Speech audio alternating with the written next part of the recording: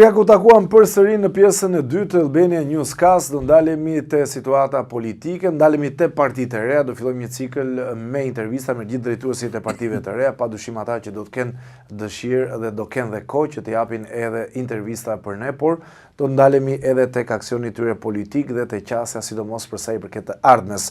Kam kënaqësinë të kem të ftuar në këtë pjesë Adriatik Lapaj nga Shqipëria bëhet, një zë i fortë politik, ka zhvilluar një protest gati 3 muaj ose 4 muaj, apo jo Adriatik? 108 ditë. Falenderoj shumë, kënaqësi që të kam një herë. Mirë se të gjeta, urime për mirë se merdhe. Dritaren e re që kanë ndërtuar. Shumë njerëz na kanë parë në diskutime në studio të tjera televizive, madje më kanë shkruar pse bën debate kaq të forta me Adriatikun. Unë bëj debate parimore. Me Adriatikun jemi miq dhe kam shumë respekt për të në aspektin personal, por si politikan edhe nga spojmë çik, se kjo është edhe detyra jona apo jo. E ndaj të njëjtin mendim. Është e vërtet ajo që the, nuk ne kemi marrëdhënie njerëzore shumë korrekte. As diskutohet fare. Adriatik, dua të para se të futem në tema të tjera. Si ndihet familja jote me gjithë angazhim politik që ti ke në përditshmëri, ti ke dhe një vajzë apo jo? Kam një vajzë 9 vjeçe. Si ndihet? Është mësuar. Jam 15 vjet aktivizëm tani. Është mësuar, nuk tani e gjen kohën, e balancon, si arrin ta menaxhosh familja, aktiviteti politik? Bëj më të mirën që mundem. Jo, është një nga problemet më të mëdha të kësaj rruge që unë shoh, është që unë mbas shumë kohë nga vajza ime, por e shoh si një kontribut që ajo dhe fëmijët e tjerë të këtij vendi nesër mund të gjejnë një vend më normal. S'po them të jashtëzakonshëm, po them më normal, një vend ku po ikën me shkolla shtetit, të kenë mendje të kthehen në shtëpi prap, të mos ikin edhe të rrinë jashtë. Dhe një vend ku sido që të më shkojë mua jeta apo çdo prindi në këtë vend, se larg qoftë njerëz jemi del në rrugë shtyp makina, nuk i diet kurrë. Të ketë një ambient dhe një shoqëri ku e gjen të drejtën, ku nuk shtyhet me këmbë pasi nuk e ka babain apo nuk ka mundësi ekonomike. Pra një shoqëri që e adreson antarin e vet. Po familja jote, prindrit si ndihen me akuzat, me kritikat? Si i përjetojnë ata? Ata nuk i përjetojnë fare këto, sepse ata e dinë çfarë djali kanë edhe dinë ç'kan rritur. Jo fare, ata janë kreti qetë në këtë drejtim. E vetmja gjë është që shqetësohen për aspektin tim fizik, në aspektin e lodhjes fizike, sforcimit e me radhë, kjo kaq. Futemi pak në politik tani. Po. Aksioni politik ku po përqendrohet? Dhe dua që kam patur disa politikanë të ftuar para te dhe i kam pyetur, edhe për ty, kam pyetur për Salianin, për gjithë. Dhe gjithë më thonë që duke sikur Lapaj po shkon drejt zotit Berisha. Si është e vërteta? Kjo nuk është fare e vërtetë. Domethënë, në rrugëtimin tim, modestisht e them që unë nuk është se jam marrë me punështarët. Unë merrem me idet, merret me vizionin që ne kemi dhe jam hasur gjithmonë me këtë qasje. Njëherë më thonë je i Ramës, pastaj më thonë je i Berishës, pastaj i Sorosit. Çdo gjë. Fakti ka treguar që për shembull te ngjarja e fundit në KAS u bën bashk përfaqësuesit e Berishës dhe të Ramës dhe votuan 15-0 kundër meje. Ndërkohë që një parti tjetër për të njëjtin hall mbajtën një standard tjetër, apo s'është kështu? Kështu që është apo s'është, se nuk ma the. E drejt. Kështu që në këtë drejtim koha më ka dhënë gjithmonë të drejtë. Jo, nuk jam duke shkuar as drejt dikujt e as dikujt tjetër. Jemi duke folur për sistemin zgjedhor dhe unë mund të ta shpjegoj me gjithë qetësinë e mundshme. Do ndalemi edhe atje, po dua që ta marr nga makro, pastaj futemi në detajet e tjera. Ka nevojë një parti e re në Shqipëri me potencial edhe me rezultate të larta në zgjedhjet e kaluara parlamentare për ombrellën e një partie të madhe, apo jo? Jo, ne aspirojmë dhe jam i bindur që do të bëhemi një parti e madhe. Ne jemi këtu për parimet dhe për atë që besojmë se është e drejta. Shiko, për ta tharë kënetën, nuk e than dot pa i futur duart edhe pa kapur një kazma, një lopat.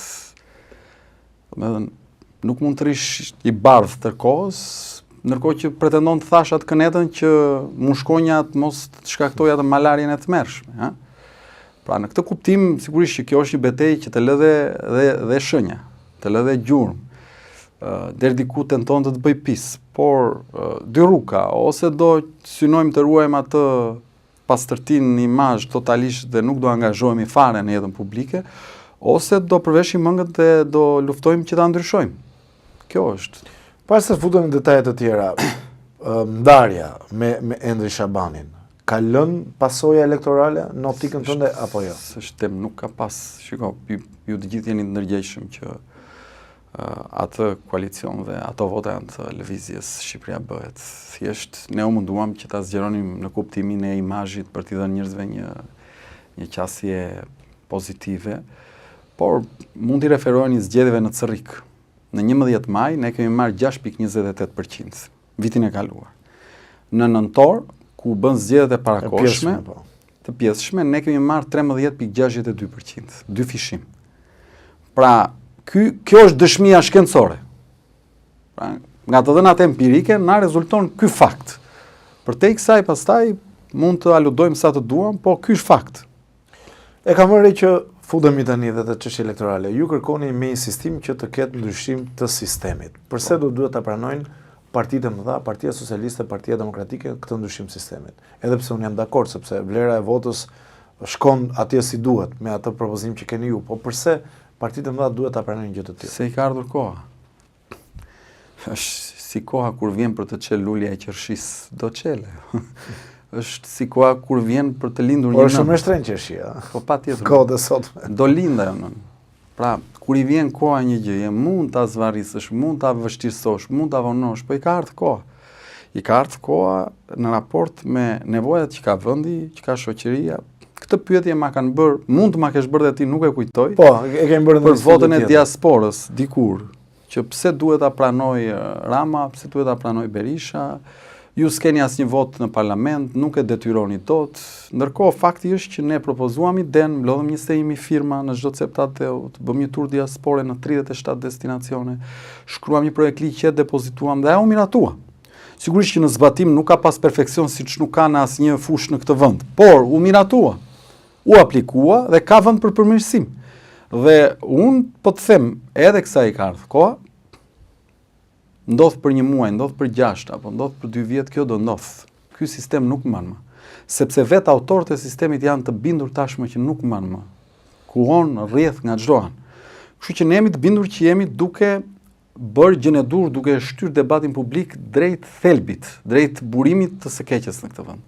Për ta kuptuar njerëzit, më të thjesht, pra, publikut, si është ky sistem elektoral? Pra, përse vota e një qytetari në Kukës nuk është e barabartë me një qytetar në Tiranë? Shiko çfarë ka ndodhur. Këta e kanë marrë një vend të vogël si Shqipëria dhe e kanë ndarë në 12 rajone elektorale, pra qarqet.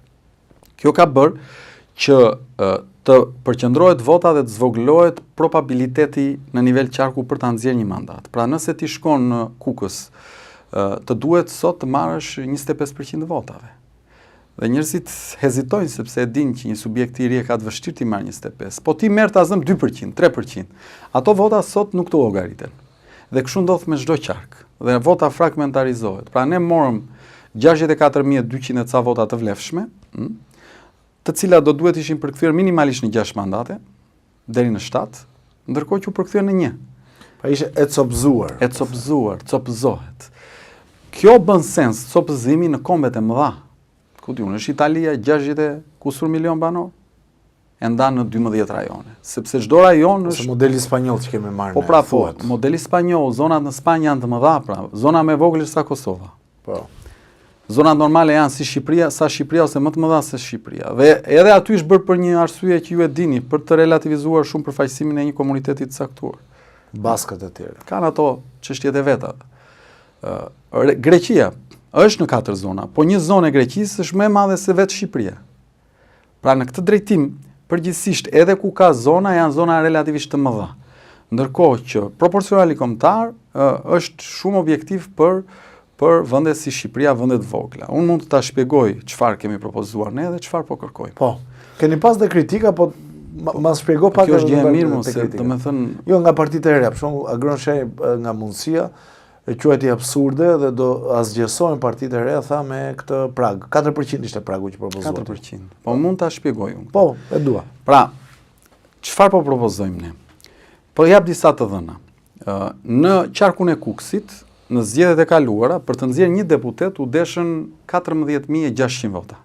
Ndërkohë në qarkun e Vlorës 7.500 vota. Tani mund të më shpjegoj një logjik normale si ka mundësi që 2 qytetarë në Kukës vlen njësoj sa 1 qytetar në Vlorë? Kushtetuta thotë jemi të barabartë para ligjit. Këtu kemi një problem. Besoj të dakordësojmë këtë. Absolutisht. Iku kjo. Tani vim te momenti i dytë. Partia Socialiste në qarkun e Vlorës ka marrë 64.000 vota. Lëvizja Shqipëria Bëhet në gjithë Shqipërinë ka marrë 64.000 vota, të vlefshme. Tani Partia Socialiste me 64.000 vota ka marrë 9 deputet, 9. Ndërkohë Lëvizja Shqipëria Bëhet ka marrë 1. Tani ka një disbalancë, tu ka një problem që 64.000 me 64.000 nuk përkthehen as afër, jo më njësoj. Iku dhe kjo. Vim te një problem i tretë. Partia Socialiste ka marrë 53% të votave dhe nuk po i hy si i ka marrë, i ka blerë. Jo, do të hym atje. Po them në këtë fazë, nuk po i hy. Okej. E zëm se i ka marrë 53% të votave. Për kthyer në mandate duhet ishin 74 deputet. Ka marrë 83 deputet. Do të thotë 9 deputet më shumë se sa vota. Edhe këtu kemi një problem. Do thoni ju, po prap do e fiton dhe pushtetin. Po nuk është njësoj ta fitosh me 83 dhe ta fitosh me 74. Diferenca është shumë e lartë. Po diferenca e arrogancës që shkakton rezultati pra. Se me 84 vota ndryshojnë kodet, ore. Po. Është shumicë e Që cilësuar. janë 86 me gjithë 3 të PSD-s. Ky është ndryshimi i madh.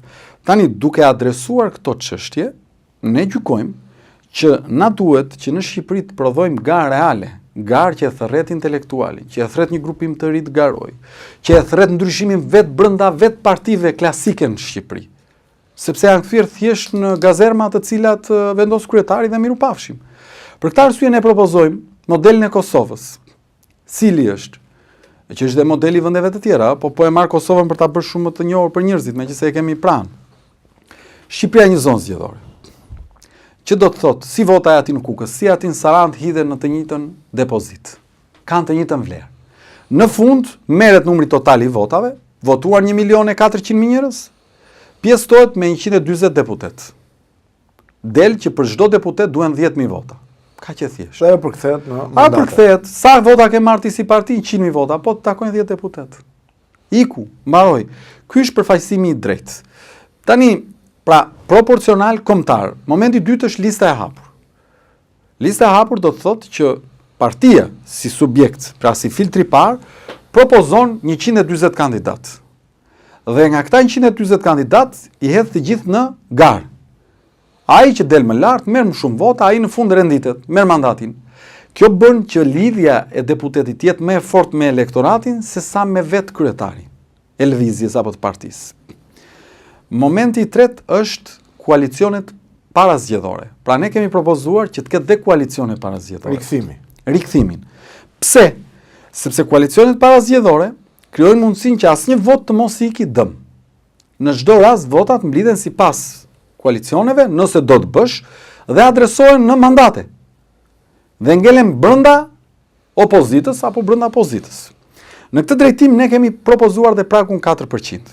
Është i lartë apo jo? Jo, po e shpjegoj pse. Shiko, ne nuk kemi propozuar një prag që themi kaq do jetë se ne vendosëm, se ne nuk kemi drejt për ta vendosur. Ko keni marrë si model? Kushdo mund të vijë të propozoj pragun e vet, por ne kemi propozuar këtë. Pse e kemi propozuar tani? Nëse ky prag do të ishte propozuar pa vendosur paraprakisht elementin e koalicioneve parazgjedhore, mund të konsiderojë një problem. Por në momentin që ti fut koalicionet parazgjedhore, ky nuk është më një problem. Pse?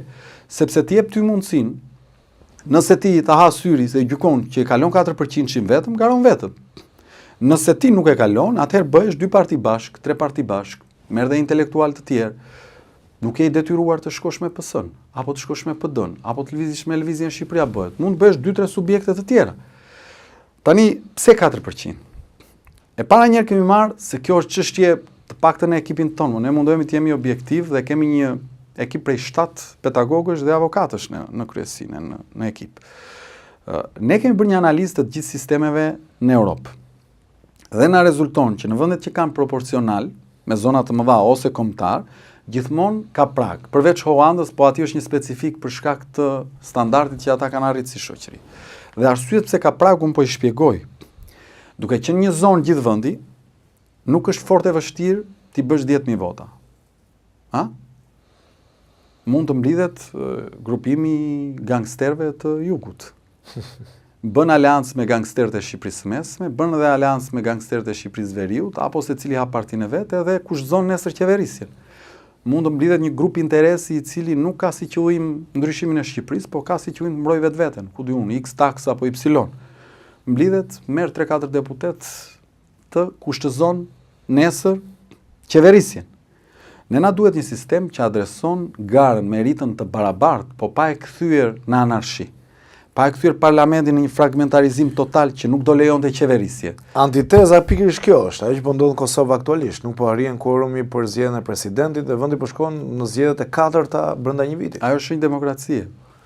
Atje nuk ka problem me fragmentarizimin e madh. Por mos krijon kjo destabilitet qeverisës? Jo, nuk krijon. Pra, ky pragu ndaj është që të mos krijojë destabilitet qeverisës. Okej. Dhe unë po të them, pse 4%? Në Gjermani është 5%. Në Kosovë është 5%. Në Kroaci është 5%. Në Bosnjë është 4%. Në Greqi, duke qenë se është në rajone, është 3%. Po për shkak rajoni i bie që është diçka më shumë. Po. Në Itali është 3%, po duke qenë në rajon i bie diçka më shumë në total. Çfarë dua të them? Po të shpjegoj tani. Pse pragu 4% është më i ulti që Shqipëria mund të ketë, ose që Shqipëria objektivisht mund të ketë pa e dëmtuar qëllimin e parlamentarizmit. Okay. Dhe në raport me të sotmen, tani, kam dëgjuar që thonë pragu natyral në Shqipëri sot, pra pragu është 1%. Sa thonë, 2, 1... 1 në nivel kombëtar, po që të ketë vlerë pragu 1% në nivel kombëtar, duhet kalosh pragun e qarkut një. Patjetër. Pra ka 2 pragje sot Shqipëria. Jemi dakord me këtë? Patjetër. Prag në nivel qarku? Se ti e kalon vetëm në qark, po se kalon... Eksakt. Pra kemi prag në nivel qarku dhe prag në nivel kombëtar. Kemi 2 pragje sot. Pragu në nivel kombëtar 1%, po kemi pragu në nivel qarku, tani po e marrim sa është, në Berat 12.5%. Aktualisht pragu. Po, në Dibër 16.67% pragu. Qark i vogël. Në Durrës 6.67% qarku. Në Elbasan 6.67% qarku. Në Kukës 25% pragu. Në Korçë 9.09% pragu. Në Gjirokastër 20% pragu. Në Fier 5.88% pragu. Në Lezhë 12.5% pragu. Në Shkodër 8.33% pragu. Në Vlorë 7.69% pragu. Pra, në 11 qarqe, pragu është dukshëm më i lartë se 4%. Pra që ti të shkosh të 6-7%. Të shkosh ti te pragu 1% kombëtar, duhet kalosh një pragu nivel qarku. Patjetër. Tani ka vetëm një qark që pragu është në 4%, është Tirana. 2.63%. Për shkak të numrit të lartë të votuesve. Sepse ka 37 mandate. Dhe ne këtu kemi marrë pragun e të hond, jo pragun natyral, se është më i lartë natyrali. Kemi marrë pragun e mandatit të fundit në qark. Tani, nëse këtu diskutimi është që parti të reja, apo parti që mund të krijohen, apo parti të vjetra, duan që thjesht të kalojnë pragu në Tiranë për të marrë 1 ose 2 mandate, kjo nuk i vlen Shqipërisë. Ndryshimit të madh. Sepse ti nuk e kalon dot në Kukës më zotri, është 25%. Se kalon dot në Berat më zotri, është 12.5%. Në Lezhë është 12.5%. Vetëm në Tiranë, pra të diskutimi u bë ka thjesht me kap ndonjë mandat në Tiranë. Ne jemi kundër kësaj. Pse jemi kundër kësaj? Dhe jemi objektivisht dhe na takon të jemi kundër. Për shkak të votës, një parti politike krijohet për të përfaqësuar njerëzit që votojnë. O do marrësh mazhorancë, nuk do futesh për marrëthrime. Zotri, o do bësh përfaqësimin e njerëzve që të votojnë dhe të kesh shans realisht të ofrosh alternativë nesër ose ç'është parlament. Mos futesh për thrime, me pak. Po të futesh për të kapë në një vend pune atje, për të bërtitur në parlament, po çarrin ja bërtite, edhe çar. Ke pa ndonjë projekt ligj ti të ndryshojë nga ato që çon Rama, miratohen të gjitha. Absolutisht. Në një nen të ndryshohet nga ato që çon Rama, ke parë? Zero. Ja. Po ndonjë projekt ligj të një opozite aty, me 1 apo 2 apo ku diun deputet, ke parë të miratohet? Se marrën së shqyrtim. Zero, ma nuk e konsideroj. Madje mund ta fuzin zyrtar edhe. Tani, po atëherë për ç'është? Për vend pune? Apo për një pedan që të bërtas në njëri? Ne jemi duke folë për të krijuar një infrastrukturë ligjore që krijon shanse reale ndryshimin në këtë vend për nesër, për pas nesër, për pas nesër. Ndoshta ajo për Adriatikun, për një subjekt apo një grupim tjetër që krijohet në vazhdim.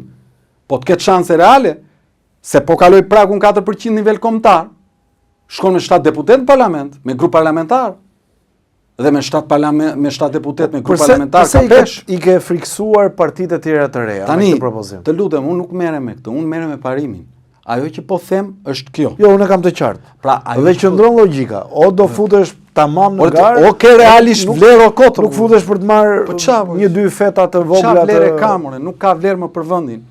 Është thjesht garnitur, të krijosh idenë që ka demokraci, po je duke i shërbyer sistemit. Tani pse na duhet kjo ne? Kjo na duhet që realisht në këtë vend partitë politike, qofshin shumë të mëdha në qeveri, qofshin sfidante të reja, qofshin të mesme, të kenë një garë në kushte të barabarta. Nëse ti nuk e kalon dot 4%, pra, nëse ti garon në këtë zgjedhje, merr 3.2%, merr 2.7%, dhe pas 4 vjetësh ti nuk aspiron që të rritesh të shkosh mbi 4%, po për çaj duhesh Shqipërisë? Më thuaj, kam gabim. Një parti politike krijohet që të rritet. Mund të ulet, po si e për atë punë? Dikush tjetër duhet ta bëjë. Se tendenca nuk është në rritje, shifrat tregojnë që çfarë kuptimi ka, më kupton tani. Se arrin dot, po bashkohu me dikë tjetër. Pse të gjithë egoist? Gjithë fjalën bëuni dy. Koalicionet parazgjedhore lejohen, listat e hapura lejohen, ec përpara. Kjo është çështje. Keni marrë ndonjë aprovim për këtë propozim nga partitë e mëdha, PD-ja, PS-ja? Zoti Berisha ka deklaruar që ka mirëpritur një gjë. Tani të sqarojmë diçka. Se këtu lindë kjo pastaj sulmi nën i dobët. Që Adriatiku bashkohet, do bëj koalicion me PD-n. Po mirë, për një njeri me logjik normale në këtë vend. Bjem dakord ne që Edi Rama me Sali Berishën i kanë votat ta bëjnë këtë pa na pyet fare ne? Kjo s'ka diskutim. Po, pra u duhem unë atyre ndërkohë që ata i kanë votat. Jo, po ndoshta mos i legitimon një propozim që vjen nga një parti e re. Të lutem. Kjo është antiteza. Të lutem tani. Për çfarë jemi krijuar ne? Jemi krijuar për të përfaqësuar antarësinë dhe ata që na besojnë te ne? Po. Tani ne na kanë votuar 80.600 qytetarë. Na kanë rendit forcën e tretë politike në vend. 64.000 vota të vlefshme, 16.600 vota të pavlefshme. E dini ju që ne kemi marrë 4% votave të vlefshme të totalit votave në nivel kombëtar, po kemi marrë 34% të votave të pavlefshme në nivel kombëtar. Nga 54.000 vota të pavlefshme kemi marrë 16.600 ne. Kok më kok me Partinë Socialiste. Gati mund të ishte 800.000 vota. 140.000 duhet kish marrë PS-ja, po të qeruajtur një ti raport. Nga 800.000 vota të pavlefshme, nga votat që ka marrë në total, duhet kish 140.000 vota të pavlefshme. Ndërkohë ka marrë sa ne 16.000 ca. Tani ka një problem këtu? Ka diçka? Tani këta 80.000 njerëz që na kanë votuar ne, çfarë ti them unë atij qytetarit në Fier që na ka dhënë 9.267 vota? Dhe unë të mos ngër zërin që të ndryshoj kjo formulë, po ne na kanë dhënë 5. Duhet ishte patjetër një mandat. Po ne na kanë dhënë 5.1% të votave në qarkun e Fierit dhe edhe nuk e kemi marr mandatin. Është shumë më shumë se 4%. Për disa 10 vota unë da mos gabohem. Po ne në qarkun Berat na kanë dhënë 7.6% të votave. Dhe ne kemi humbur shumë më lart se 4%. Po ne në Vlorë na kanë dhënë afër 6% të votave, më e kemi humbur mandatin, është më lart se 4%. Ne 4% i kemi marrë në Elbasan, ne 4% i kemi marrë në Korçë, i kemi marrë në Lezhë mbi 5%, 6%, ku diun. Tani si ti them unë këtyre, jo se na mërziten këta të tjerët?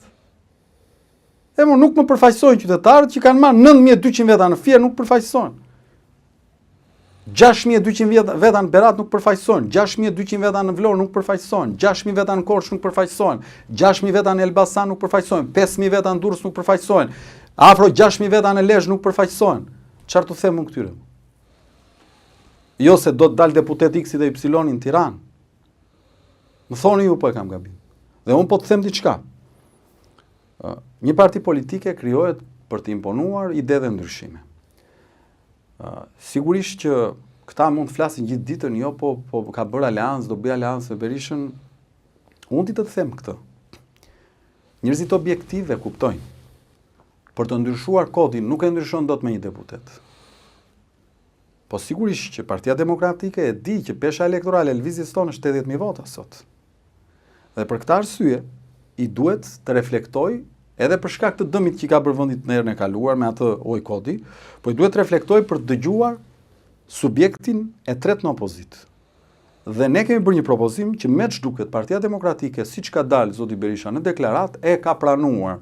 Madje tani që ne po flasim bashk, është duke u diskutuar për modalitetet me zotin Asime nga sekretari jon i përgjithshëm. Ne nuk kemi pas asnjë kontakt me zotin Berisha. Zero. Ne kontaktin e kemi pas me atë grup që u krijua, që ne legjitimuam, dhe dini ju pse e legjitimuam ne grupin e intelektualëve te forumi i dialogut me zotin Asime? Po. Ne nuk kemi shkuar në asnjë nga tryezat, po e legjitimuam për t'i dhënë një mesazh çdo intelektuali në këtë vend, që po, angazho.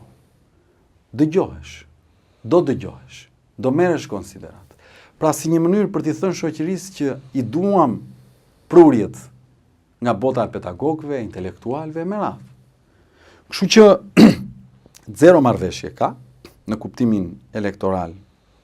Por nga ana tjetër, për të miratuar një kod zgjedhor, pra për ta çuar si propozim zyrtar të opozitës në atë komision të ngritur të posaçëm për reformën, ne jemi të gatshëm që ta çojmë përpara këtë proces, sepse për këtë jemi krijuar. U krijuam për 4 pika: 1 vota e diasporës që u realizua, 2 ndryshimi i sistemit zgjedhor që po e synojmë, 3 depolitizimi i administratës zgjedhore që përmes kodit që propozojmë adresohet, 4 ligji për referendumet që siç e keni dëgjuar ka hyrë dhe në diskursin e kryeministrit. Po. Tani ne për këto u krijuam, sepse ne mendojmë që përmes kësaj infrastrukture juridike ndërtohet një shtet më demokratik. Ne nuk u krijuam për të kapur ndonjë deputet, se unë dëshmova dhe në zgjedhje, po të kisha fut veten të parin edhe isha rehat. Si e shpjegon këtë armiqësi kaq të fortë te partitë e reja? Është shumë e dukshme. Ditë të them që ne as kemi sulmuar njeri, as po merremi me njeri, as me ndonjë subjekt, përkundrazi vetëm me idet. E pas kanë luftën personalisht me mua dhe me Lëvizje Shqipëria Bëhet. Kurse unë personalisht dhe ne si lëvizje e kemi luftën me Edi Ramën dhe sistemin aktual që ka vendosur në sistem pa drejtësinë, mungesën e garës, vjedhjen, hajdutërinë e me radhë kaq. Edi Rama, si e shikon si figurë politike? Më jep një koment dhe edhe atë që the për zgjedhjet. Pra Partia Socialiste ti mendon që fiton vetëm me grupe kriminale, me bandat, me administratën, apo ka një bërthame elektorale dhe ndoshta si funksionon? Më jep një koment për Ramën dhe një analizë si e shikon. Absolutisht që Partia Socialiste ka një spektër të gjerë të votuesve që besojnë te vlerat e majta e me radhë, të cilët janë njerëz normal, ka burra e gratë ndershme pa diskutim.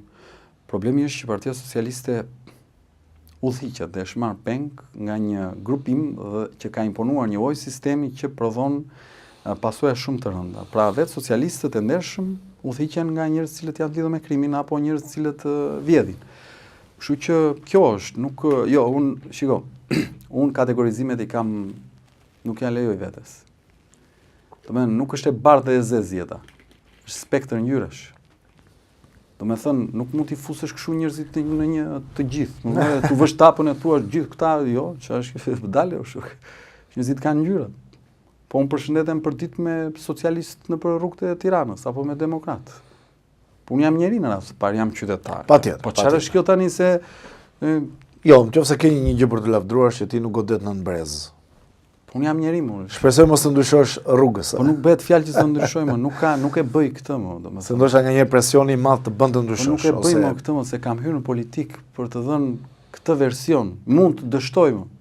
Cilët janë sektorët deri tani është provuar që njerëzit na kanë. Adriatik, më thuaj pak sektorët që ka më shumë korrupsion sipas teje te qeveria Rama. Çfarë duhet të ndryshoj kjo qeveri? Sektori më i tmerrshëm që për mua kërkon absolutisht ndërhyrje emergjente është sistemi i Agjencisë Shtetërore të Kadastrës. Është absolutisht sektori që i nxin jetën në përditshmëri qytetarëve, është autor i transformimit pronësive, i një sër konfliktesh që krijohen të panevojshme, është sektori ku është manipuluar prona dhe ku është vrarë Republika. Sektori i Kadastrës është një tmerr i vërtet që i nxin jetën qytetarëve të këtij vendi. E nëse një ditë do ta drejtoj Shqipërinë, do t'i hym me të gjitha kapacitetet e nevojshme për ta transformuar, për ta bërë një sektor të pakapshëm nga krimi dhe të pa cënushëm nga asnjë lloj tentative. Modeli gjerman është i shkëlqyer në këtë drejtim. Si është? Modeli gjerman e ka shumë të mbrojtur dhe shumë të thjesht pjesën e hipotekimit edhe të ruajtjes së arkivave. Po t'jap një shembull, për shembull, të cilën ne mendojmë që mund t'ja inkorporojmë sistemit ose që mund ta përshtasim me modelin gjerman të hipotekave.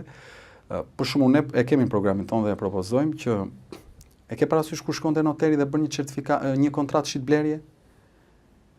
Pronar ty të bën kontrata, nuk të bën certifikata që merr në ASHK. Pra, certifikata që merr në Agjencinë Shtetërore të Kadastrit është një dëshmi e shtetit shqiptar që të vërteton pronësinë të tretët, me të cilën ti mund të bësh transaksion nesër. Por pronar në vetvete nuk të bën ajo copa e letrës, pronar në vetvete të bën kontrata që ti ke bërë shitblerjes.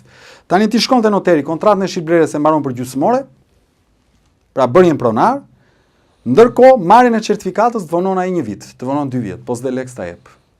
Ne themi, shumë e thjesht, ne do ja heqim këta akses militantëve të cilët punojnë në zyrat e ASHK-s, dhe do ja kalojmë noterëve.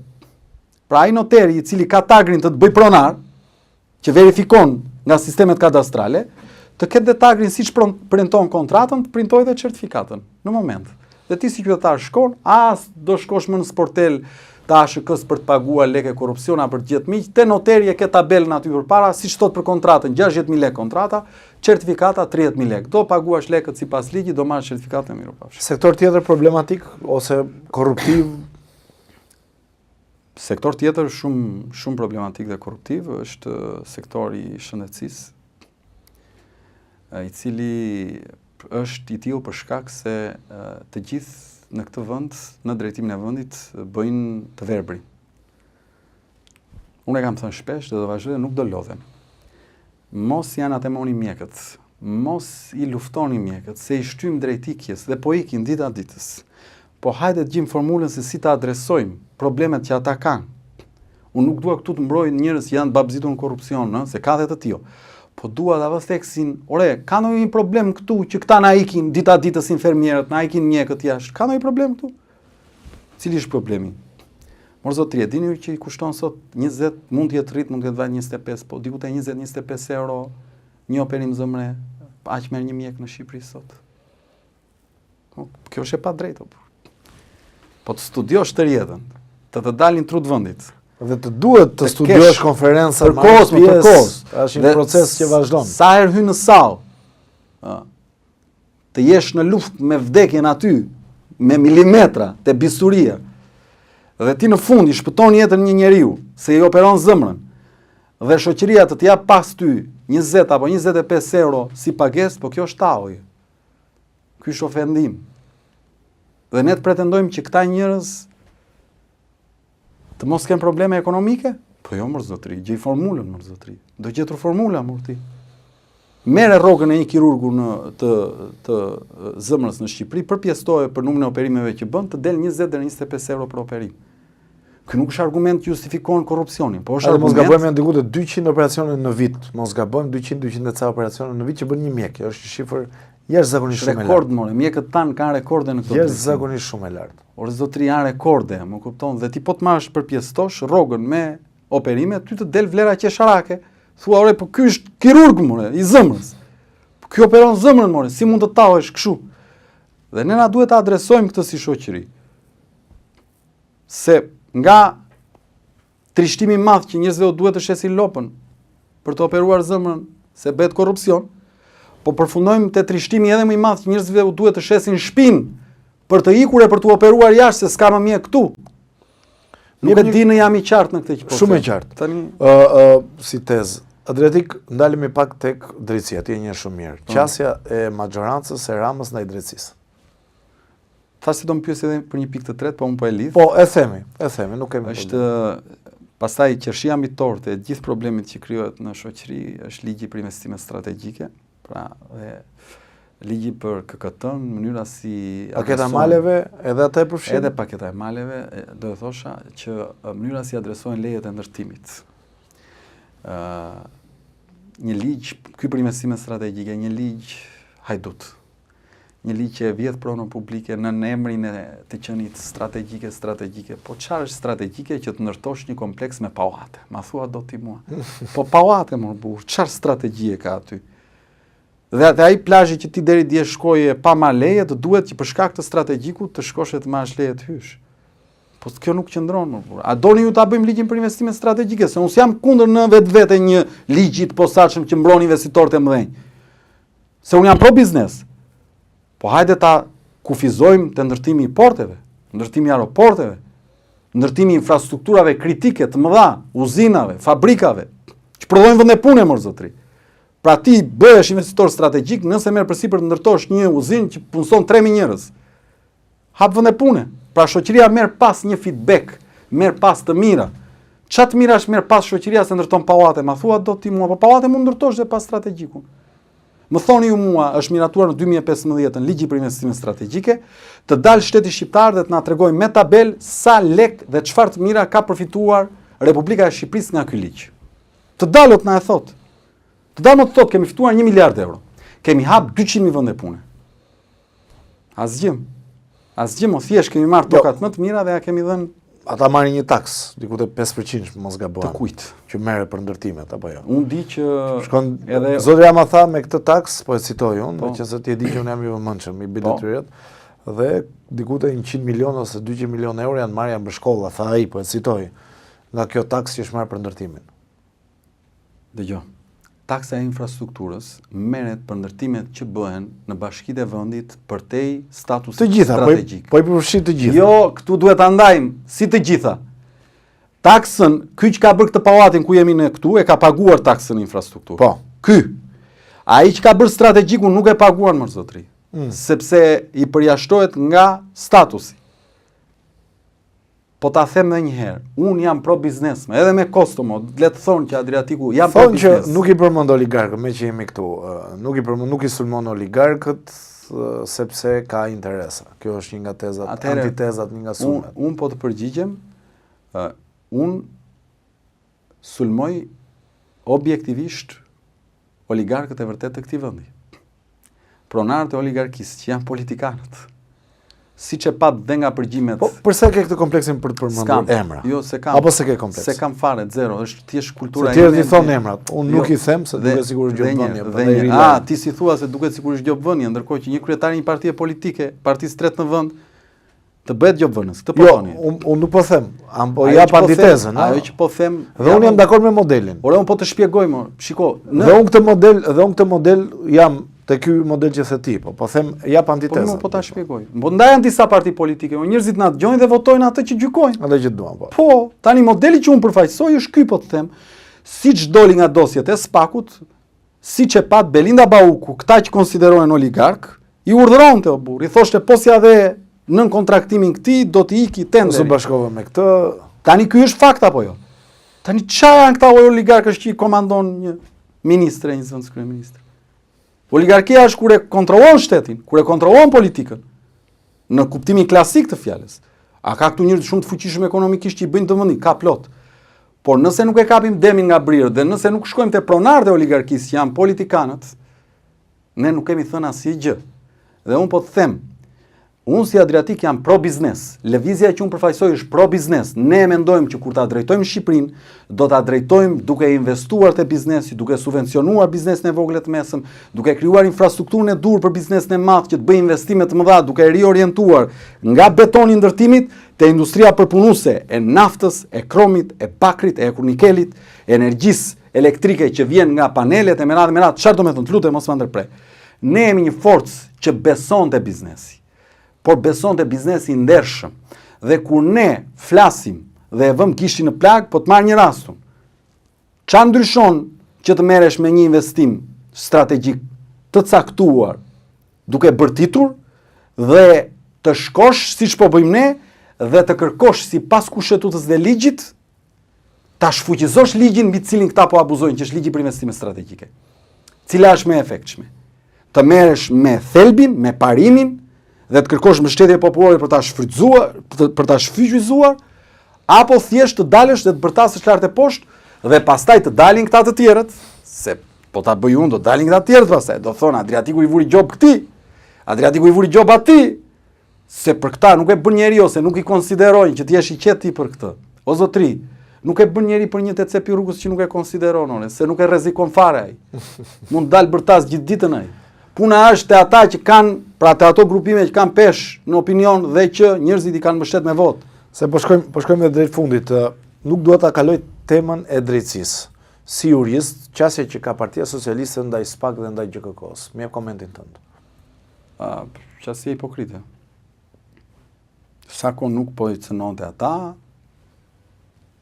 sulmonte palën tjetër edhe mbështeste totalisht. Në momentin që arriti te ata, qua një projekt ligj që u harrua ku e lanë, se si duket nga ndërkombëtarët u trëmbën, ku e kanë atë projekt ligjin që? Për? Po ato që quan në parlament. Edhe Mi se ka një unifikim vendimesh për arrestin, Të lutem. Kur erdhi puna te këta, nxorën dhëmbët pastaj. Nxorën fytyrën e vërtet, ura maska dhe duhet keni parasysh. Shikoj, e them për këtë për qytetarët. Un kam qenë nga mbështetësit e mëdhenj të reformës në drejtësi që nga fillimi, konstant. Më kujtohet. Por nga anat edhe e kam mbrojt edhe kur gjithë tjerët kam pas skepticizëm dhe kam dhe unë vazhdoj ta mbroj. Pse? Se për ne është domosdoshmëria ajo gjë. Po nga ana tjetër unë çdo qytetari përmes kanalit tuaj di t'u them një gjë. Kombet ndryshojnë nga vota. Bjem dakord. Represioni i ligjit është për të mbajtur 10% të popullsisë kudo në botë. Drejtësia nuk mund të bëjë ndryshime Po politike. nuk mund të bëj drejtësia me ndryshime politike, por drejtësia nuk mund të presim nga drejtësia. Po ne nuk mund të presim ndërtimin e shtetit nga Por drejtësia. goditjen e korruptuarve në qeveri Eksakt. e presim, Është korrupt. në opozitë, ku mund të jenë? Është korrektuese. Nuk e ndryshon dot vendin në vetvete. Vendin e ndryshon opinioni, bindja e popullit, vota. Pse po e them këtë? Ore zotri, ti je prokuror. Nëse ti i shpau luftë krimit, e arreston, e dënon, si fillim. Dhe i dëshmon popullatës që këtu ka një problem të madh me qeverisjen në korrupsion. Dhe pastaj popullata shkon dhe e voton edhe më shumë atë që ti e ke goditur për ta çuar para drejtësisë. Cili është mesazhi që i çon atij prokurorit? Po i thua që sado që ti po më dëshmon që ky është i korruptuar, unë i jap më shumë autoritet kundër teje. Po dhe ai prokurori ka grua, ka fëmijë, ka jetë, ka familje. Këtu jeton, në Të këtë lutem. ambient. Çfarë po i thua ti që e shet votën atij prokurorit? Që ti e shet votën me 50.000 lekë? Aq që ndor aq bën. Po ai prokurori mund të tundohet se mund t'i çojnë miliona euro.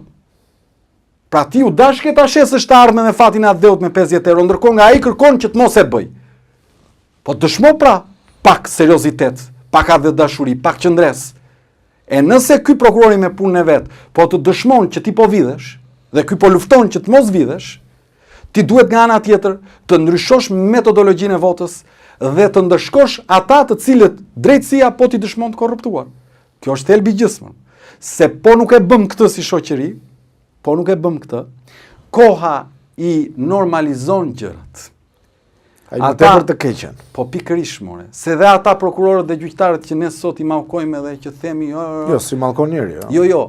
Këta që Madje te mallkimet, zoti Berisha ka bërë sulme të tmerrshme ndaj zotit Dumani pak ditë më parë. Po thosha për këtë të këtyre të viteve 90 që u hoqën nga vetim. Ore, dikur kanë qenë djemë dhe vajza të rinj ata në vitet 92, 93, 94. Kam idealist ore, të ardhë dhe pas komunizmit, me bindje, me shpresë. Po ç'a ndodhi rrugës? Po rrugës për shtatshmëria. Një mik, një shok, politika të bërë një promovim, po një kunat jot vete atje, po këtu, po fillon edhe harron linjën ndarse pastaj. Tani, nëse ne këtë drejtësinë e re nuk arrim ta mbështesim që tani që po godet të bëjmë ndryshimin, me kalimin e kohës do vej sistemi drejt përshtatshmërisë. Do shuhet. Po çfarë do bëj? Je dakord me sulmet e zotit Berisha ndaj zotit Dumani, e ka akuzuar kriminal, mashtrues, ka nxjerr disa argumente sipas tij që ka probleme me deklarimin e pasurisë. Unë besoj te institucionet, unë mendoj që zoti Dumani, e kam thënë edhe herë tjetër, gëzon respektin tim maksimal dhe do mbahet mend si prokurori që i dha shpresë drejtësisë në Shqipëri. Për mua, më kupton, nuk dua, zoti Berisha ka gjithë drejtën e zotit të bëjë mbrojtjen e vet. Si ta gjykoj?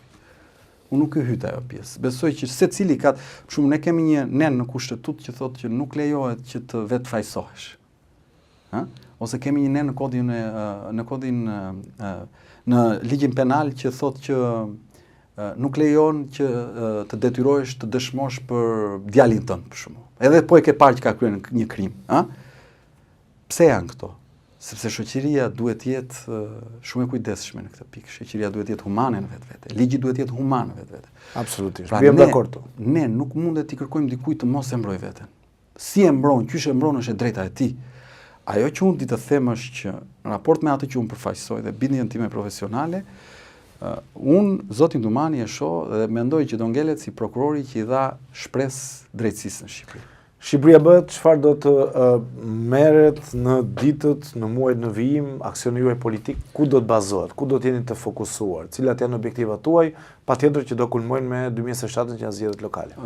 Kodi zgjedhor është përtej çdo sulmi që mund të na bëhet. Për flas për aksionin tuaj. Ndërkohë aksioni i është ne na është miratuar kërkesa jonë për marrjen e formularëve për mbledhjen e 50.000 firmave për shfuqizimin e ligjit për investimet strategjike dhe 50.000 të tjera për ligjin për paketën e maleve, që do të thotë 100.000 firma. Nuk është proces i lehtë sepse kërkohen me kartë identitetit, fotokopjuara, nuk janë thjesht firma online apo janë firma që kërkojnë verifikimi më pas një për një. Domethënë çdo emër duhet të dhënat dhe duhet dhe karta identitetit shoqëruar, nuk është proces i lehtë. Në horizont janë zgjedhjet lokale. Po. Dhe ne nisim këtë javë, nisjen e kësaj jave që vjen, nisim në terren mbledhjen e 50.000 firmave për njërin dhe 50.000 për tjetrin, 100.000 firma në çdo septat dheut, në çdo qytet, në çdo bashki, në çdo shesh. Dhe besoj unë do jem në stenda tërkohës, do takoj njerëz pafund dhe në 6-7 muajt që vjen ne do synojmë të arrijmë këtë objektiv dhe me shpresën që vitin tjetër vendi do të shkojë përveç zgjedhjeve lokale, më vonë do të shkojë dhe në një palë zgjedhje referendare, që do të thotë në referendum kombëtar. Ndërkohë në zgjedhjet lokale do merrni pjesë, këshilla bashkiake, do synojnë ndonjë bashki, si e keni planin? Ne në zgjedhjet lokale do marrim pjesë në të gjitha këshillat bashkiake dhe i ftoj të gjithë antarët dashamirësit tanë të bëjnë pjesë e procesit, të propozojnë emra, të vinë, të bashkohen në këtë proces, sepse është një proces i gjerë. Ndërkohë, pra do të garojmë në të gjitha këshillat bashkiake. Ndërkohë, në lidhje me bashkitë është një vendim që i takon këshillit kombëtar, e mandej kuvendit kombëtar, që ne do ta thrasim dhe do të vendosim si qysh dhe tek. Nuk do të në vendimin ton do të jemi shumë të kujdesshëm për të adresuar nevojën e vendit për ndryshim, po nga ana tjetër edhe nevojën e lëvizjes tonë për të dëshmuar që është një forcë reale politike në këtë vend. Kështu që formulën se si do të dalim do ta shpalosim në vazhdim. Për ta mbyllur, Peter Magjar, i cili është kryeministri i ri i Hungarisë, në qasjen e tij ndryshe që pati ndaj partive tradicionale në Hungari, ishte në rrjetet sociale. I bënte thirrje njerëzve që t'i bashkoheshin në rrjetet sociale dhe mori shumë nga opozita, mori shumë nga partia në qeverisje e zotit Viktor Orban. Është Adriatik Lapaj i hapur që të mirëpresin partinë e tij, demokratë është gënjur, socialistë është gënjur? Absolutisht po. Madje ndodh një gjatë procesit se një pjesë vinë, dikush ikën, një parti demokratike. Kanë kuriozitet të shikojnë çfarë ndodh atje. Ndodh kur dikush thotë që ika nga lëvizja për shkakun. Krijon kështu ndërkohë. Po, pamja dy emra ditës. Ndërkohë vinë çdo ditë, më kupton? Dhe kjo ndodh për shkak se ne jemi një parti e hapur. Pra ne nuk kemi një sekt i mbyllur që kërkon thjesht të ruajë atë status quo-n e vet, po ti duke qenë i hapur, dikush vjen, nuk e gjen veten, mund të largohet. Pra ne jemi një subjekt shumë i hapur dhe synojmë bashkimin e të gjithë njerëzve që duan ndryshimin e Shqipërisë. Dhe ju do thoni, po kjo mund të bjerë ndesh me ideologjinë, andaj këtej nuk bjen ndesh me ideologjinë, sepse ideologjia që ka nevojë Shqipëria sot është të ndryshojë. Ideologjia që ka nevojë Shqipëria sot është lufta kundër korrupsionit, është lufta kundër mungesës së garës, është lufta kundër mungesës së meritokracisë. Por një gjë po e theksoj dhe e mbylla me këtë për zotin Magjar, pra atë rezultat fantastik që ai bëri në Hungari, për te gjithë të zezave që kishte ai që e drejtonte vendin nga sa na thuhej edhe sa kemi lecuar, shteti nuk e vidhte votën. Pushteti nuk bashkëpunonte me krimin për të blerë votë. Dhe kjo është pushteti nuk rezulton që t'jetë kapur në aferat e blerjes së votës. Madje shkoj më larg, bashkëpunoj me Rusin. Pavarësisht ndër të paktat raste Amerika dhe Rusia u bashkuan te një kandidat. Dhe nga ana tjetër, rrëzoi të dyja. Dhe nga ana tjetër, le t'u themi edhe një gjë qytetarëve, që ka ndodhur në dijenin time për herë të parë në historinë moderne politike botërore. Parlamenti i Hungarisë sot ka vetëm deputet të djathtë. E dini këtë apo jo? Se partia në pushtet e Viktor Orban ishte një parti e djathtë. Po. Partia që përfaqëson Peter Magyar është një parti e qendrës së djathtë. Dhe gjithë socialistët e Hungarisë, të gjithë të majtët e Hungarisë, që ishin në opozit, u bën dhe votuan për Magyarin. Pse ndodh kjo? Kjo ndodh dhe nga pjekuria e shoqërisë, kjo ndodh dhe nga fakti që atje, do thoni mos i sulmo gazetarët, po ka ca ndërmjet jush që janë gjobaxhit të tmerrshëm edhe që absolutisht, po ka një gjë, në Hungari janë më keq, më beso, te mediat. Në cilën pjesë? Te mediat. Pra Magyarja doli vetëm me rrjetet sociale. Unë e kam ndjekur me shumë detaje. Pa nuk hyn media hungareze, ato media që duhet marrë si Viktor Orban nuk me gjithë çka mund thuhet për të, është një njerëz që nuk mbylli platforma sociale meqense Magyari po ecte mirë në rrjetet sociale, ndërkohë që në Shqipëri. Edhe atë pastaj do ishte tepër. Jo, po këtu ndodhi. Gjykata jon kushtetuese e gjeti mbylljen e TikTokut antikushtetuese. Mbajti ndonjë përgjegjësi ai, po pse e mbylli? Po e mbylli pra sepse ritmi jon në rrjetet sociale që është shumë i lartë, kaq. Mirë, në fund, do doja shumë të trajtojmë çështje të tjera, por do kemi mundësi përsëri. Jam i hapur sa. Adriatik, faleminderit shumë kënaqësi që të kisha. Respekt, faleminderit shumë. Ndërkohë me këtë intervistë erdhëm në fund edhe të newscastit për ditën e sotme. Ju uroj fundjavë të mbarë të gjithëve, do takojmë në episodin e radhës.